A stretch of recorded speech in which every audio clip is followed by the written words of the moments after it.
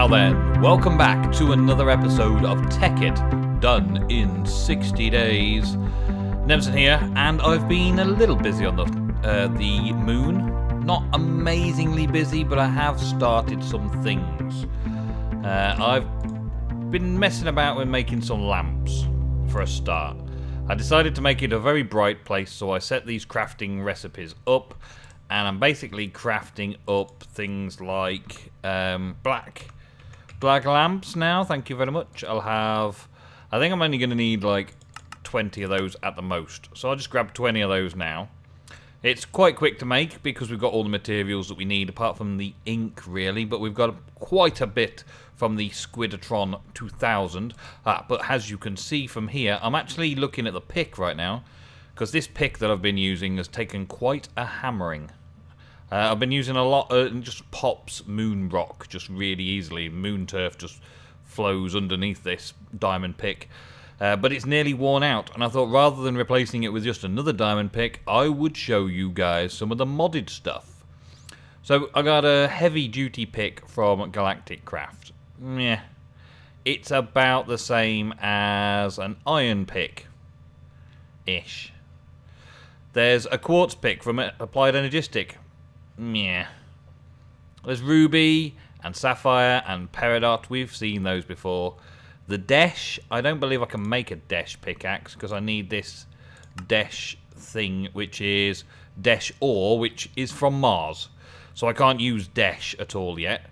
But that looks pretty cool. We might make something like that later.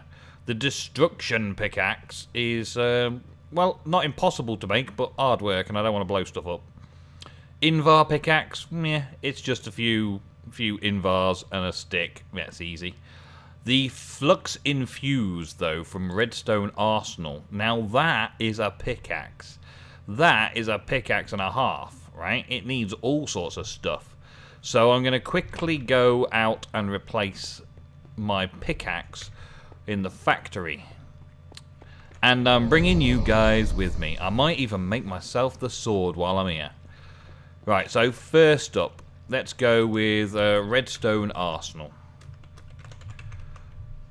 So, Redstone Arsenal, here we go. I've done all these before on the Utopia server, so I know roughly it doesn't cost me too much. But let's just get on and make it, shall we? So, I'm going to need 3 ingots and 2 rods for that, and for the sword I'm going to need that. So, I'll need 5 and 3 altogether. So, these rods, I need 3 of altogether. An obsidian rod and flux crystals. Flux crystals are diamonds with redstone on. Okay, so I'm going to need how many? If I only need 3, then I'm going to need 6 diamonds out. Where's my diamonds? Let's get 6 diamonds out.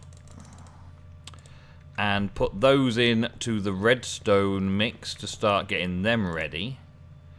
Let's swap that around. Actually, no, it's not in that one, is it? It's that one. Put those in there like that, and they should go through the system and into the AE system, so that's that done. Then it was the obsidian rods, and the obsidian rods for these bad boys here take pulverized obsidian and blaze powder for each one. So I'm going to need 3 of those, so I'm going to need 6 pulverized obsidian and 3 blaze powder. Well, 3 blaze powder. Easy. Let's see if we got any obsidian. No, but I can craft, what was it, 6 quite quickly, and that machine will kick in over here somewhere. Here we go. Yep, pulverizes the obsidian, gives us some of this. Sorted. How far along is this going? Nearly there. Okay, so next up we should start on the Electrum blend. Let's get the obsidian done first. Let's get these out of the way. Okay, so we got those, and we need 3 of those. Yep, there we go. And the other bits, let's see. There we go. Let's get 3 of these rods. So we've got 1 for a sword, and 2 for the show. 3 to get ready and go, go, go. So now, the ingots, the nuggets. No, we need some of this. Pyrotheum dust and fluxed electrum blend. Fluxed electrum blend is electrum blend put through this. And we need, what was it, 1 for each? We need 2 for each. So, 2 for 2, so it's 1 for each. So I'm going to need 6 of those. 6 of those. So the electrum blend, 6 of those. Let's get 6. No, not got anything in. 6 electrum blend. Is that the electrum blend? That's the Illyrium blend. Okay. So, okay. Let's see now. If I do it the wrong way round here, I could end up having problems. Ah, I got it. Pulverized silver, pulverized gold. Let's set some gold and some silver. Have we got any pulverized? No, not yet. Okay, so pulverize some gold. Let's get some of those and some silver. Where's my silver supplies? I've got a fair bit of stuff still left over because we're not using everything that we need to every day. Right. And let's get... Oh, there's some pyrotheum all ready for me. It's probably waiting for something. Right, let's get some of these smelted up. And what we'll end up with here is the electrum fluxed, probably. We'll get some electrum blend, electrum ingots. That's what we'll be after. Let's get some electrum ingots. And there we go. So let's get some of those. We're going to need 3 for that one and 2 for that one. Okay. We'll take them over and pulverize those to pieces. I've got a pulverizer just here. What'll do? Maybe not that one. That's a furnace. Maybe that one. There we go. And pulverize that back down, and that should end up going into the blend chest below. There we go. And then I can take that out and put it through the redstone, and we'll make it that way. And the pyrotheum dust, it already knows how to make properly itself. So that should be okay. Bing, bing. 5. There we go. Right, and then energize that in here. We should end up with the energized version. Let's just turn the output off for a second so we can see it. There we go. So I need 2 of them and 1 of them for each one of these. Easy peasy. So I need some more pyrotheum dust. Let's get another 2 pyrotheum dust. Yeah. And craft 1. Begin. Thank you. There we go. That'll work that one out. And now we're doing with these. Come on. There we go. 3 more of those. I'm going to need 1 more, aren't I? Let's see. Did I have 1 more in there? Nope. Let's get 1 more electrum out. Yeah, 1 more. And pulverize that down quickly because I'm going to need 1 more, aren't I? There we go. The whole idea of doing this really cool looking racetrack is to have a bit of fun. We like to have a bit of fun, me and Lewis. We'll have a laugh with it and see how it goes from there. And then we're getting so close to the end now of this done in 60 days. It feels like there's not much left to do, but at the same point, there's plenty to do. If we were looking at this as a little bit more long term, then we may have more things that we would think about doing. But we don't, unfortunately. We want to finish up with our big Mars expedition, and I'm pretty ready for that already. What am I after here? I'm after another one of those blends. There we go. 1 more electrum blend to make that right. Yeah, there's not much more in the Tekkit pack to keep us interested for much longer. But we are looking at other packs already, so we already know what we want to do next. And we're looking forward to that. We're having a good play on the Utopia server at the minute, and we're enjoying that. That's pretty good. We're making lots of episodes there as well. It's sort of overlapped nicely, which is good. Ingots. And there we go. Right. So now I should be able to make these guys.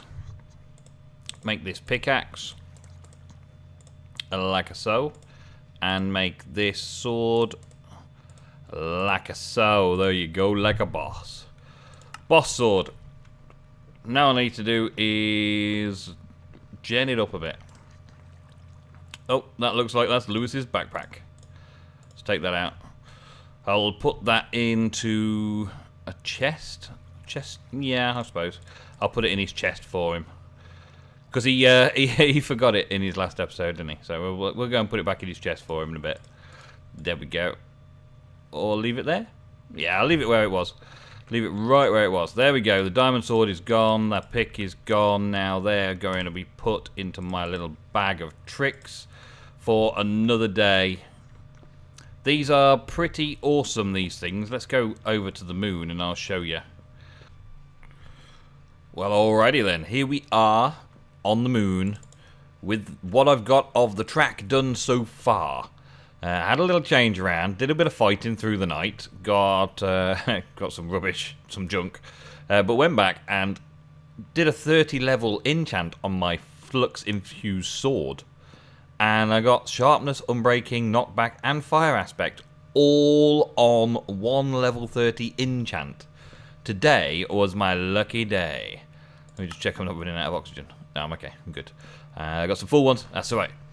So what I've done, this is like the start finish of the track. You'll be coming, well, I'll be racing through from there, coming in to get to the finish line. But we've got a little oxygen bubble here which I plan on using for the donkeys. Now I actually captured a donkey in a safari net and brought it onto the moon. And I tested to see how far the donkey could get around this course, the course I was planning, without dying. And the donkey made it from here in this bubble all the way around the course and back into that bubble without dying. So I don't really need as many bubbles as I thought I was going to need. I thought I was going to make it really difficult by just having oxygen bubbles every now and again. The donkey does take some damage, but that's part of the race factor, is the animal taking damage and doing a bit of a as you're running along, get you a bit of a slow spurt every now and again. So I want to put some more oxygen bubbles around the race course. I want to put oxygen bubbles around the race course so that the racers, me and Lewis, will feel the need to head towards an oxygen bubble. And as you can see, I've used my black lighting to good effect to give us this really bright start-finish line. And I've been going around doing all of the lighting down the side because that's really cheap to get these inverted white lights. Nearly used like many stacks, many stacks to sort of plan it out. It's helping to plan it out as well as giving me an idea of what it's going to look like. And then I've been laying dirt down because dirt doesn't leave footprints, whereas the turf gives footprints. The dirt doesn't leave footprints anywhere. So I figured that would be better. Plus, it's no difference to running on. And what I'm going to show you is the pick and what it can do. But first of all, the important stuff that you're probably going here to have a look at today would be the race course. Oh, there's a meteorite. Because I've been working around here so much, and I haven't been collecting these little bad boys. They've just been dropping around while I've been working on the track. Just dropping. Just drop. Gimme. Gimme now. Thank you. So, we might just pop around and pick those up in a bit as well. Okay, so let's imagine the race. Okay, it's not completed the track yet. I haven't even finished laying it out completely yet because I had to go back for some more supplies and I was thinking of other ideas. But we'll do one quick course, right? And I've got my running boots on. These give me quite a lot of sprint assist and uphill step assist. Okay, so we've got like an extra 100% speed. So I'm going to be much faster than a donkey or a space buggy just by running. But anyway, let's give this race a go. Ready? On your marks, get set, go! And we're through the first straight, and straight away we go down into a dip and around a little bend and up, up, up, up. There we go. That's a little bit difficult for me, but it should be easy for the donkey. And we're going to come over this way. I'm going to define this section a little bit. Down into the dip, back up out of the dip, climbing out of the dip, climbing around the dips, up and over the terrain to get out of the terrain feature. I've got to go up this way. And then turn it around straight through where this meteorite is right now. And I'll come back and get that one. And then we're going into another big dip. Another big crater and out the other side. Yep. And then all the way along here. Now there's a little bit of a safety hazard here because we've got holes in the floor. Oh, there we go. Holes in the floor. That's the way it goes. So I'm going to... Hi, creeper. I guess that was a creeper. Yeah, a bit dangerous down here, but this is part of the fun. There's just enough gaps for you to fall in, but not enough gaps to make it so that you're going to fall in every time. And bing, bing. Oh, you can't fire arrows on the moon, I forget. But I'm going to make another way up just around here somewhere, going up through that gap, so that you can, if you fall into here, you can just drive or ride back up and out. I reckon that's my thing. Let's go and smack some things with this sword. Let's get the night vision on. Boink. Oh, look, it's lovely and bright down here. Oh, moon cheese. Moon cheese. It's everywhere once you start not looking for it. While you're looking for it, it's nowhere to be found. Oh, die, spider. Is that a beast? Is that a beast of a sword or what? Where'd those other guys go? Come here. I wanna play. Where'd they all go? They all run off. They saw my awesome might and they ran away. Well, when we're down here, let's have a quick play with this pick. Right? So there's some piece of cheese curd. These picks can be empowered by pressing V. And you hear the thunder strike above. And when they're empowered, they'll do 1, 2, 3 blocks like that, so that you can do tunneling faster and get through areas faster, which is pretty useful. It also does straight up and down as well as areas. Hey, dude. Boing! Have some of that. Yes. And I'm jumping around all over the place again. Right. Where did the other one go? I don't suppose I really care. Let's get up and out. Let's get up here and up and out and jump around, jump up and get down. Said in a British accent. Doesn't sound quite the same, does it, guys? Right, so, that was the big explosion. A meteor fell right on here. Now, I need to turn this off, otherwise it'll dig me quite a large hole, another hole.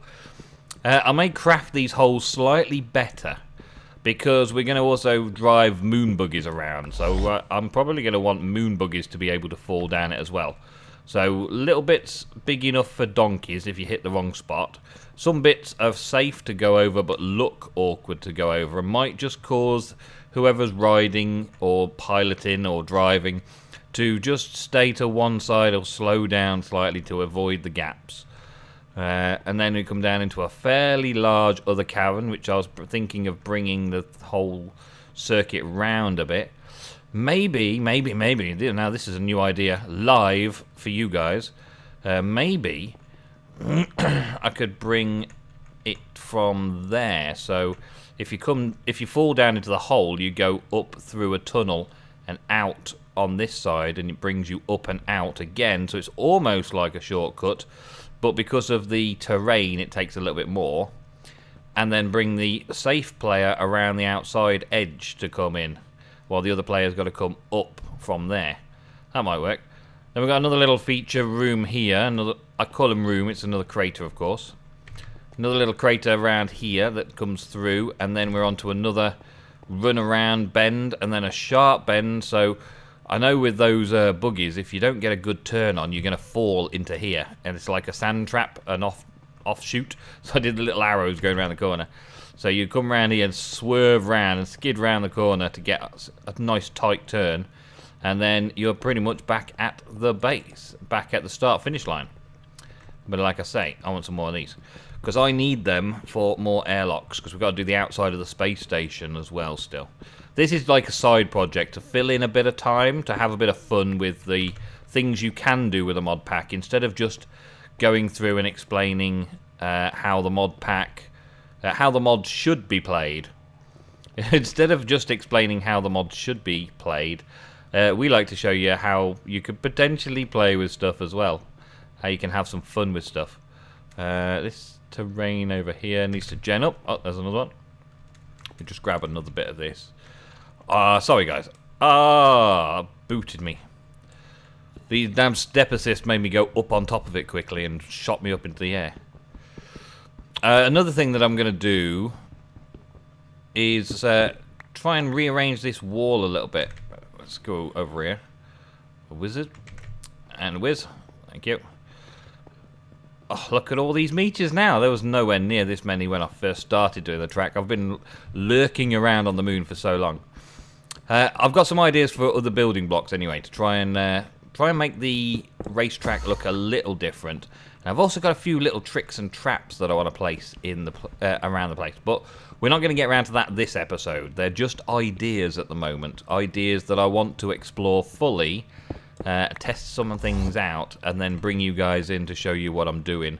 And probably show you how I did it as well. Because that'll be pretty useful to you guys, I'm sure. But they will be slightly amusing, I hope. I'm thinking this as sort of like a Mario Kart track. And once we get the space buggies, which is a future episode, I plan on making space buggies and racing this track with space buggies, as well as the donkeys. The donkeys are there more just for a bit of fun. But the actual space moon buggies, they're the ones that I want to be racing this for. This is what I'm designing it for. I'm designing it for moon buggies. That's going to be the pretty soon episode. I'm going to give Lewis a race with buggies. But this just pops stuff, look. Boom. It's probably a little bit faster than my diamond pick was. Just a little bit. But that only had efficiency 1 on it. Whereas this one, when I get the next 30 levels after another night on the moon, we'll have something awesome on, hopefully. Thinking about that for the sides all the way around. It costs a little bit more to make these large white bricks, but not too much more. It's just bricks with sugar in it, or smooth white stone, which is basically the same thing but smooth stone turned into large bricks that way. So there's a couple of ways to do it. We've got loads of stone available to us. We've got loads of sugar available to us. So it's a nice, easy resource to have lots of. It's almost as cheap as cobble for us, really. But I like the idea of it, but I don't know if I'm going to keep it, because I wanted to try and get a very futuristic, like a hover vehicle game type feel to it. I wanted us to be racing around some neon strips and neon borders and little pit traps and speed boosts and things that close and open at different intervals, and like special power-ups and boosts and stuff, just to make the race a little bit more interesting.